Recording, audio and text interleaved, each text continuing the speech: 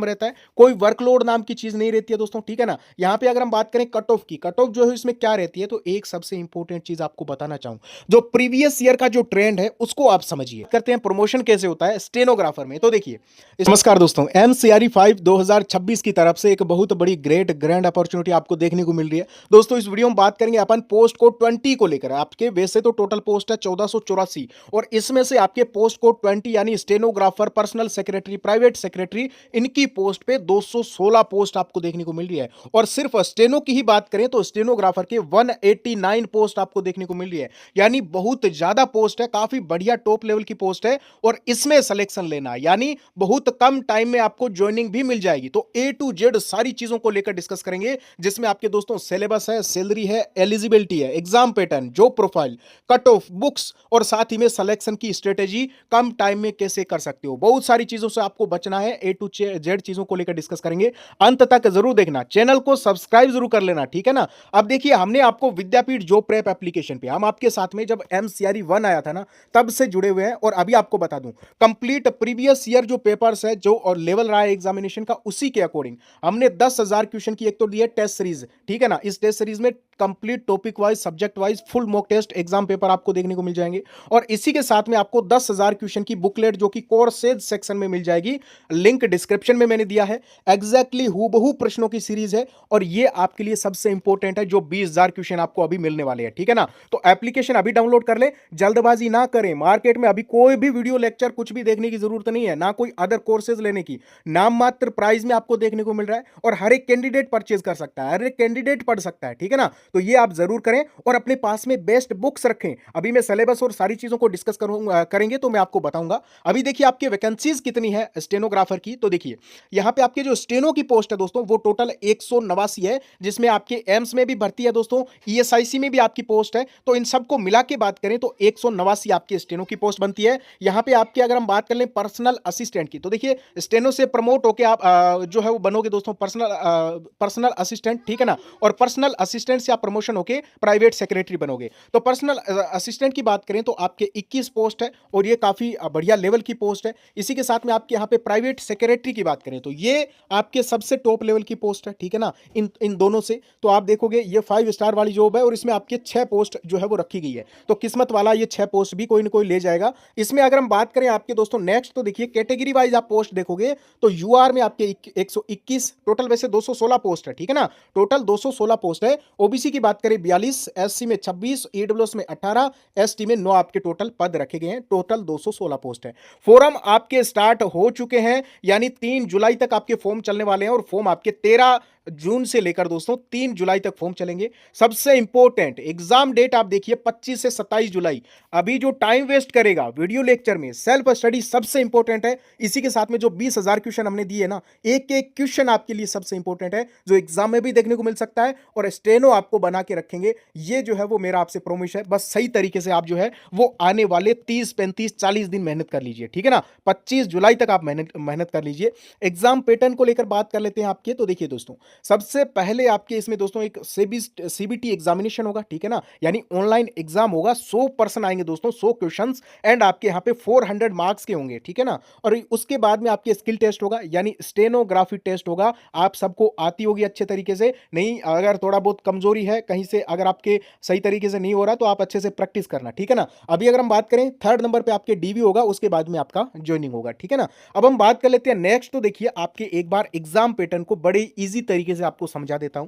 देखिए दोस्तों, आपके पेपर में 90 मिनट आपको देखने को मिलेंगे, 100 क्वेश्चन आएंगे 400 नंबर के। अब देखिए आपको यहां पे थोड़ा सा समझाता हूं, आप यहां पे थोड़ा सा समझिए। आपके 100 क्वेश्चन 400 मार्क्स के होंगे, 0.25 नेगेटिव मार्किंग रहेगी दोस्तों। टाइम 90 मिनट आपको मिलेगा, टाइम बहुत कम मिल रहा है, इस चीज को भी आप नोट करें। तो टेस्ट लगाना आपके लिए इंपॉर्टेंट है। बुकलेट हमने 10,000 क्वेश्चन की इसलिए हम आपको दे रहे हैं, अभी आपको मिल जाएगी 1-2 दिन में, ठीक है ना। तो वो इसलिए दे रहे हैं कि आप सही तरीके से ऑफलाइन और ऑनलाइन दोनों तरीके से जो है वो बढ़िया तरीके से प्रैक्टिस कर लो, और जितने क्वेश्चन है वो सारे आप अच्छे तरीके से प्रैक्टिस करो, ठीक है ना। अब एक क्वेश्चन 4 नंबर का है।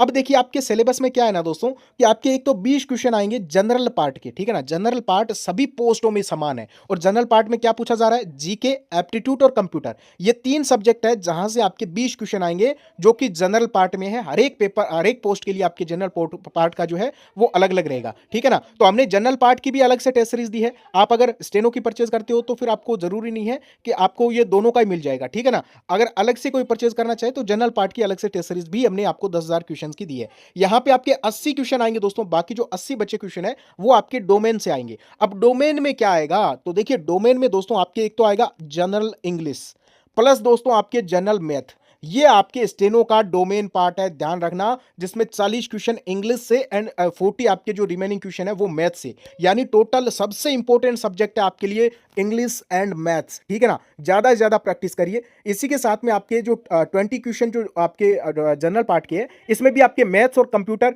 ये सबसे इंपॉर्टेंट है, ठीक है ना। तो मैथ, कंप्यूटर और इंग्लिश ये 3 सब्जेक्ट है दोस्तों, इनको पढ़कर आप इसमें अपनी बढ़िया से बढ़िया लेवल की पोस्ट जो है वो हासिल कर सकते हो। अब देखिए हर एक सेक्शन में आपको दोस्तों 20 मिनट मिलेंगे, यानी आपका पेपर 5 भागों में बटा होगा, ठीक है ना। और जब आप कंप्यूटर पे ओपन करोगे तो पहले आपके 20 क्वेश्चन आएंगे, उसमें लिमिटेड टाइम होगा 18 मिनट का।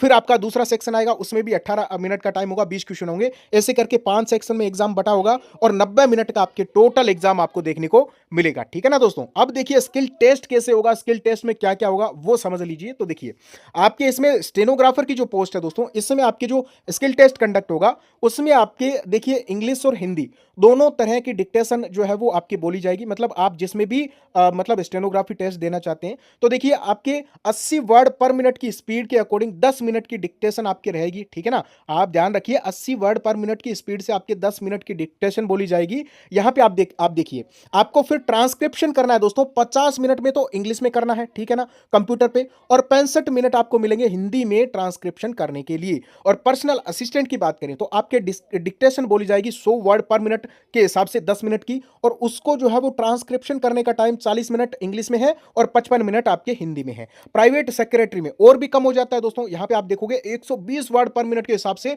7 मिनट की डिक्टेशन बोली जाएगी, और यहां पे आपके ट्रांसक्रिप्शन करने के लिए 45 मिनट मिलेंगे दोस्तों इंग्लिश में और 60 मिनट मिलेंगे हिंदी में। ये आपका रहेगा दोस्तों यहां पे कंप्लीटली इसका स्किल टेस्ट, इसको क्वालिफाई करना है, कोई नंबर नहीं जुड़ेंगे, कट ऑफ आपके बनेगी 400 नंबर में से। अब हम बात कर लेते हैं एलिजिबिलिटी, सैलरी, जॉब प्रोफाइल और कट ऑफ को लेकर सारी डिटेल में चीजें समझ लीजिए। तो देखिए आपको मैं बताना चाहूंगा आप चैनल को सब्सक्राइब जरूर करें अगर आप नए हो तो दोस्तों, सबसे इंपॉर्टेंट अपडेट्स आपके लिए इसी चैनल पे देखने को मिलेगी, तो आप चूकना मत, हमसे जुड़े रहिए एप्लीकेशन पे भी और चैनल पे भी, ठीक है ना। अब देखिए जो पीए की जो पोस्ट है दोस्तों, जो पर्सनल असिस्टेंट टू प्रिंसिपल, यानी प्रिंसिपल का जो पीए है उसके लिए आपके पास में ग्रेजुएशन होनी चाहिए। बाकी दोस्तों इसमें आपके एक सर्टिफिकेट डिजायरेबल है, अगर आपके पास है तो ठीक है, वरना आपको बता दूं आपके पास में ग्रेजुएशन है दोस्तों तो आप जो है वो पीए का फॉर्म भर सकते हो, पीएस का फॉर्म भर सकते हो आराम से। बाकी आपके स्टेनोग्राफी टेस्ट बाद में होगा, ठीक है ना, समझ गए ना। इसमें पे लेवल लगता है दोस्तों 6, यानी आपकी स्टार्टिंग सैलरी जो रहने वाली है दोस्तों वो 65,000 तक आपकी जाने वाली है,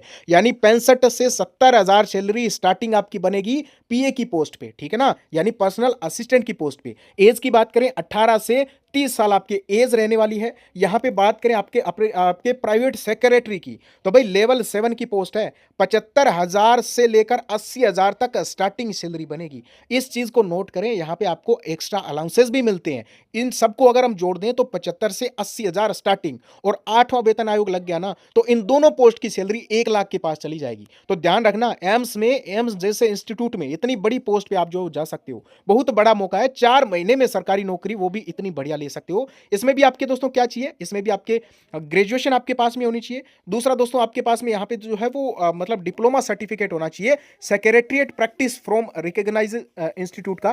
प्राइवेट सेक्रेटरी में आपको डिप्लोमा चाहिए एक, अगर नहीं है तो फिर आप पर्सनल असिस्टेंट और स्टेनोग्राफर के लिए एलिजिबल है, फॉर्म भर देना। वैसे भी प्राइवेट सेक्रेटरी की 6 ही पोस्ट है। अब हम बात कर लेते हैं आपके स्टेनोग्राफर की, तो भाई स्टेनोग्राफर में आपके 12वीं पास आपके पास में है, 12वीं का सर्टिफिकेट है, फॉर्म भर सकते हो, स्टेनोग्राफी आती है, सिलेक्शन ले सकते हो। बहुत कम कंपटीशन है इस पोस्ट में, इस चीज को नोट करें आप, ठीक है ना। अभी आपको मैं कट ऑफ भी बताऊंगा क्या रेंज रहती है, ठीक है ना, सारी चीजें आपके लिए लेकर आया हूं इस वीडियो में। स्टेनोग्राफर का आपने देख लिया, यहां पे आपके डिक्टेशन 10 मिनट की बोली जाएगी स्टेनो के लिए, 80 वर्ड पर मिनट के हिसाब से, 50 मिनट में आपको इंग्लिश में ट्रांसक्रिप्शन करना है, और हिंदी की बात करें 65 मिनट में आपको करना है। इसी के साथ में बाकी और कोई क्वालिफिकेशन नहीं चाहिए। सैलरी टॉप नॉच मिल रही है। स्टेनोग्राफर की भी बात करें तो लेवल 4 लगता है, और 50,000 तक सैलरी आपको इसकी भी देखने को मिल जाएगी, इजीली मिल जाएगी, ठीक है ना। तो बाकी आप बिल्कुल टेंशन ना लें। तो अपन पर्सनल असिस्टेंट की, पर्सनल असिस्टेंट क्या काम करेगा, तो देखिए पर्सनल असिस्टेंट आप किसी बड़े डॉक्टर या फिर किसी भी बड़े लेवल के जो एचओडी है, या फिर आपके यहाँ पे दोस्तों जो यहाँ पे जो डीन है, या फिर जो बड़े अधिकारी हैं, ठीक है ना, उनके अंडर में आप काम करोगे, उनके पर्सनल असिस्टेंट के रूप में काम करोगे। उनके द्वारा जो आप जो है वो डिक्टेशन लोगे, उसको टाइप करोगे। आप जो है वो दोस्तों उन ऑफिसर्स के, जो डॉक्टर्स है या फिर ऑफिसर्स है, उनके पत्र है, नोट्स है, ऑर्डर है, उनको टाइप करना है। मीटिंग्स, अपॉइंटमेंट, उनके जो शेड्यूल है, उन डॉक्टर्स के, उन अधिकारियों के, उनको आप जो है वो शेड्यूल करोगे। उनके जो फोन कॉल्स है, ईमेल, पत्राचार, यानी आपके कोरेस्पॉन्डेंस, इनको आप जो है मैनेज करोगे। फाइल्स और जो आपके डॉक्यूमेंट्स है उनको व्यवस्थित करोगे। इसी के साथ में आपके यहाँ पे अधिकारी आपको जो है वो डिक्टेशन लेना, उनसे वो टाइप करना। इसी के साथ में आपके जो आपके प्राइवेट जो डॉक्यूमेंट्स हैं उनकी सुरक्षित जो है वो बनाए रखना। इसी के साथ में आप देखोगे कि आपकी ड्यूटी कहाँ रहेगी, तो देखिए विभागाध्यक्ष जो होता है, एचओडी, जो आपके यहाँ पे सीनियर डॉक्टर है, इसी के साथ में आपके प्रशासनिक जो अधिकारी है उनके अंडर में आप काम करोगे, उनके लिए काम करोगे।